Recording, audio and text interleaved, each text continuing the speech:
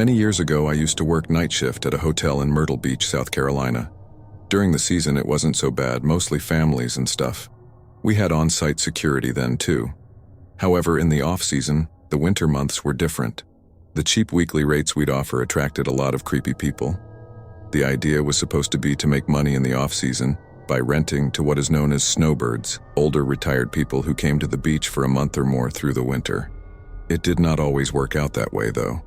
The cheap rates made it possible for a less than desirable element to become long-term residents. I've discovered more than my fair share of meth labs and broken up physical assaults. Witnessed more during the winter months. Working third shift, I would meet some interesting people. The cold weather would mean some homeless people would come in and get warm and grab a cup of free coffee. I wasn't supposed to let them, but it's not in me to be cruel. I would let them grab a coffee and get warm for a minute as long as they didn't cause trouble. As you can see, the night shift in the winter made for some crazy and sometimes creepy stories. I have a lot, but this one is one that stands out because it didn't end well for me. I had a great night up to this point. I had gone to an indie wrestling show with my best friend before work. In fact, I had agreed to come in an hour early the next night for the young lady that worked second shift in exchange for her working an hour late for me on this night, so I could enjoy the wrestling show. Ironically enough, I met Terry Funk that night, a wrestling legend known for his hardcore and bloody matches.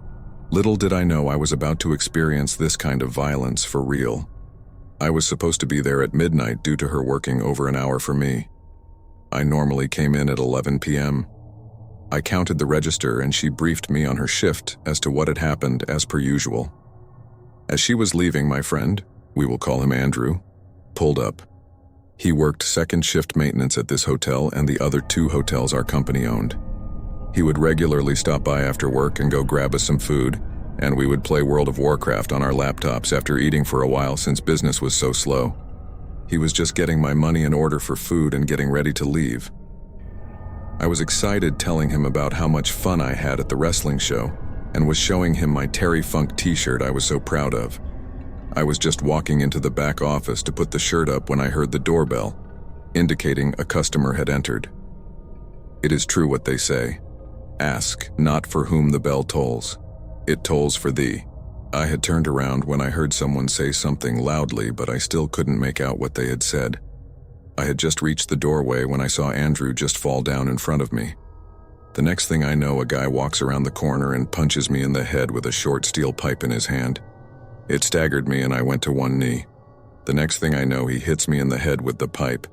After, I hear the other guy who I hadn't noticed to this moment say he got away and got a cop. They left out the door. I was finally able to get to my feet. I tried to call the police from the phone in the back office, but it was having issues. I slammed it in frustration.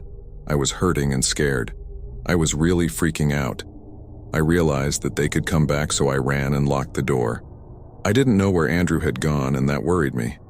I called 911 about this time. Blood had started pouring down my head. I told the operator I had been attacked and needed an officer and ambulance. I then called the other hotel. We ran to the night manager named Travis, who was overseeing all 3 properties, to let him know what had happened. He thought I was messing with him at first, because when we got bored we would prank each other. I finally convinced him I was not joking. He was going to lock up and come down. The cops and ambulance pulled up and I opened the door. It was at this time I found out, after they punched him and knocked him down, Andrew was able to amazingly jump over the desk and escape just as a cop was driving by, which he ran to flag down for help. I ended up in the hospital ER where I had to have 10 staples in my scalp and they gave me morphine for pain. I had no way to get home after being treated, but the doctor and nurses took pity on me and paid for a cab. My plan was to go back to work because this was December and Christmas was coming. I had 3 kids and needed all the hours I could get. When I got back to the hotel, the IT guy Ted was there with his wife Barbara, who also worked at the front desk. She was shocked to see me. She thought I would still be in the hospital. I thought I had only been hit in the head once after being punched, but the video which Ted was pulling for the police showed a different story. After I went to one knee, the guy had hit me not just one time, but 10 total times. I kept trying to grab the pipe and get up for some reason, I do not remember that. I guess I was out on my feet. He kept punching me and hitting me with the pipe, till his friend tells him Andrew got away and then got the cops. The two of them then run out. I was given a room at the other hotel we own, and Ted and Barbara gave me a lift there, as I was in no condition to drive due to the morphine. They also gave me a paid week off to heal. They switched me over to the other hotel on night shift for a month, just in case they were after me in particular. We never found out why they chose to attack me. The police thought it might be a failed strong-arm robbery due to Andrew getting away and me not just going down. It shook me up, though, not knowing. Even though I was at our other hotel, when I came back to work night shift, I was still nervous. Every time the door chimed, I tensed up. I couldn't afford to quit, though. As I said, I had 3 kids I was supporting. They never caught the guys, as far as I know. A detective stopped by about 2 months later when I was working second. He showed me several mugshots and asked me if any of them looked familiar. I never got a great look at them, as it all happened so fast. I had seen the video, which wasn't the best quality. Even so, 2 of them looked very familiar, like them. I pointed them out and he asked me how sure I was. I told him honestly, like 85%. He then yelled and asked me if I wanted someone to go to jail for attempted murder on 85%. I was stunned into silence. I was the victim. I was attacked for no reason, and he is yelling at me like it's my fault. I was too busy being attacked to get a good look at them. I no longer work at a hotel in night shift, and I am glad, because it is just too dangerous in this area.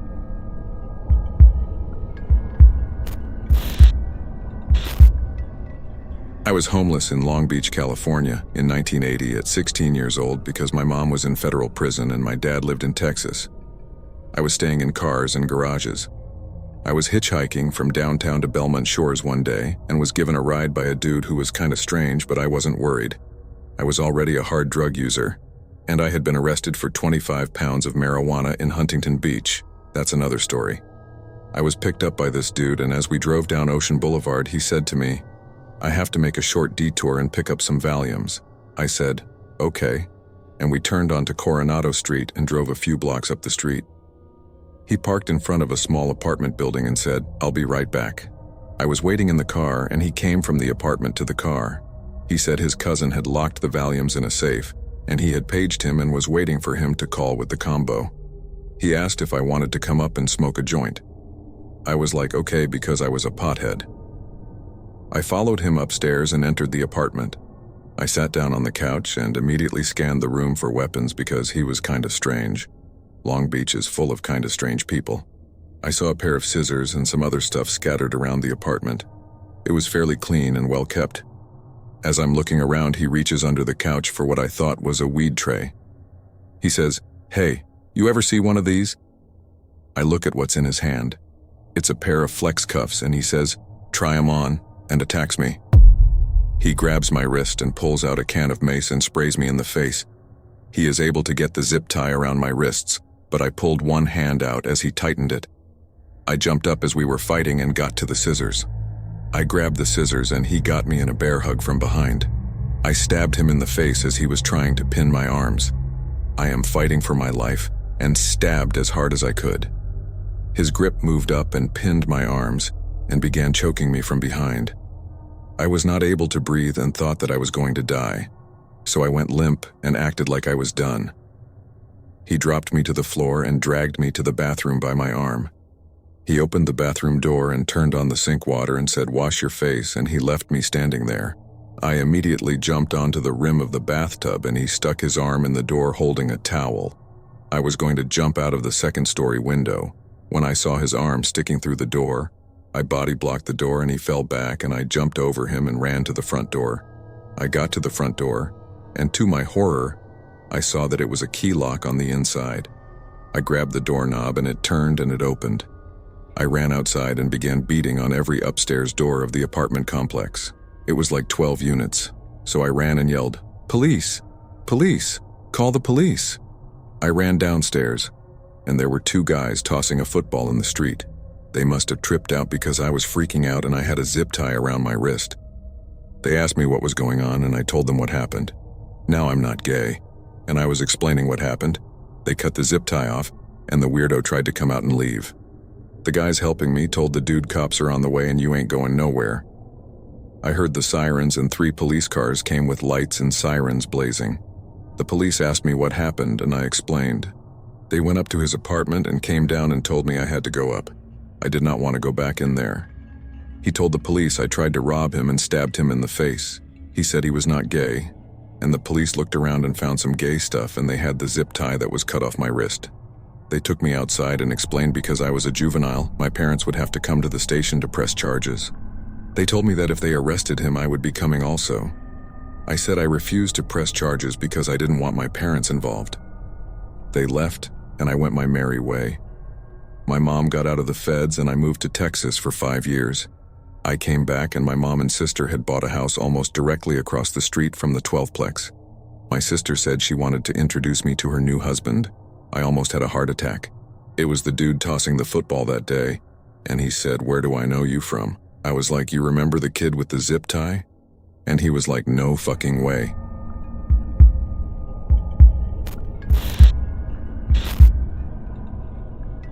This is a 100% true story.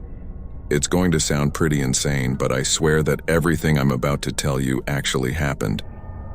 During the fall semester my senior year of high school, about 14 years ago now, every night after dinner with my family, I'd walk my dog Jessie down the street to a small field near our house.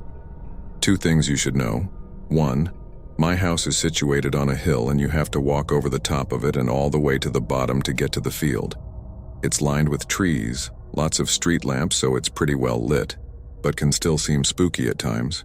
2, Jessie is one of the most well-behaved golden retrievers I've ever seen in my life. She never barks at anyone, never runs off, she doesn't even chase squirrels. So normally I don't keep her on a leash when we're just walking down the street. Anyway, so I start walking with her down our steps to the street, just like any other night. It's about 9:30 p.m. and the sun is long gone. We usually just walk down the middle of the road because not that many cars drive through. Jessie's not on a leash but right by my side as we round the top of the hill to go down, when all of a sudden we see a woman walking toward us in the middle of the road. We're at the top of the hill and she's about halfway up, staggering in this weird, unnatural sort of way. She was walking almost as if she was a ghost out of The Grudge or some horrible Silent Hill character. But when I first saw her, I wasn't really scared, just more worried if she was okay. I thought maybe she'd been hit by a car and one of her legs was broken, but she was moving along in a jilted but steady pace. She had long black hair and a dark dress. Her skin was pretty pale in the street lamp's light. I didn't really know what to do or make of this scene. I just kind of stopped and stared at her when suddenly Jessie started running toward her, barking like crazy. I've never seen her bark like this before. I honestly feel like if someone broke into our house, she'd just go up to them expecting to be petted. But here, she was growling ferociously, almost like she was ready to strike. I chased after her, only catching up when she was right in front of the woman, basically barking in her face. The woman didn't react at all. She didn't jump, didn't put her hands out. She just stood there staring at my dog. I bent down, grabbing Jessie by the collar to pull her back. I was maybe 2 feet from the woman. I started apologizing profusely, but when I turned my head up to look at her, I stopped. I'm crouched down, looking up at her with a street lamp shining down on both of us. She slowly turns and looks down toward me without saying anything, and I immediately see it. She doesn't have a face. Not in the her features were all mixed together, washed out way. She literally doesn't have a face. It's complete blackness, like looking into the sky and staring at the blackness between 2 stars. I can see her hair. I can see her neck, but I can't see a single feature between. I'm telling you, it was absolute and utter black. A void. I looked into it, stopped dead mid-apology as she looks down back at me without a word. After a few seconds of us just staring at each other in silence, she turns away and looks back forward, commencing to walk again. I let go of my dog's collar more in surprise than anything, and immediately Jessie runs away to the other side of the street. Chasing after her, I catch up and grab her collar again on the sidewalk now. It couldn't have been more than 3 to 5 seconds, but holding my dog again, I turned to look back at the woman and she'd disappeared. At the rate she was walking, it should have taken her at least 30 seconds to get to the top of the hill, but there was nothing. She completely vanished. At the time, this was weirdly the most unsettling part for me. What the fuck just happened? Did it even happen? My dog had reacted to her too, so I wasn't the only one who saw it. Slowly, I took Jessie the rest of the way down and watched as she ambled around the field. The whole time I kept looking over my shoulder, deeply afraid that something was going to sneak up on me. All night, I became more and more bothered by what happened, trying to rationalize it away. Maybe the way her hair fell blocked the light, but I would have seen something, the tip of her nose, part of her mouth, but there was nothing. Literally nothing. I'm not religious, and the logical part of me doesn't believe in ghosts. If there's no heaven or hell, how do you explain this kind of afterlife where we still keep our bodies, our minds? I don't even know. I still don't quite believe in spirits, but I genuinely can't explain what happened that night. I've had some lesser encounters with weird phenomena, but this is the only time I've been within arm's reach of a ghost, actually stared one in the face as it looked back at me.